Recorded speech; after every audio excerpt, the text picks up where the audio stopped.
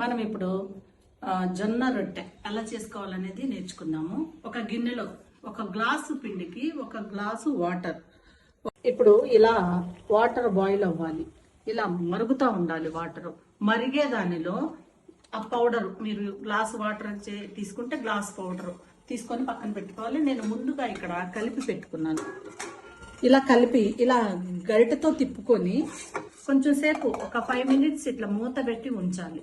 మూత పెట్టి ఉంచితే పిండి చక్కగా గట్టిగా దగ్గరగా మన చపాతీ పిండి ఎలా అవుతుంది అలా అవుతుంది అనమాట. మంచిగా అప్పుడు మెత్తగా పిసికి ఇలా రౌండ్గా చపాతీ పిండిని కనుక చపాతీ చేసేటప్పుడు ఎలా రౌండ్గా ఉండలు చేసుకుంటామో చేసి ఐరన్ పెనం వాడితే మంచిది.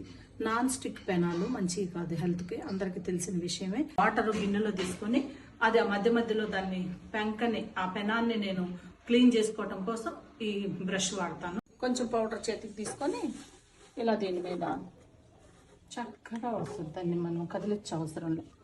చూసారు కదా, స్టవ్ వెలిగించుకున్నాము, పెనం కాలింది. దాన్ని మనం ఇలా క్లీన్ చేసుకోవాలి. వాటర్ తోటి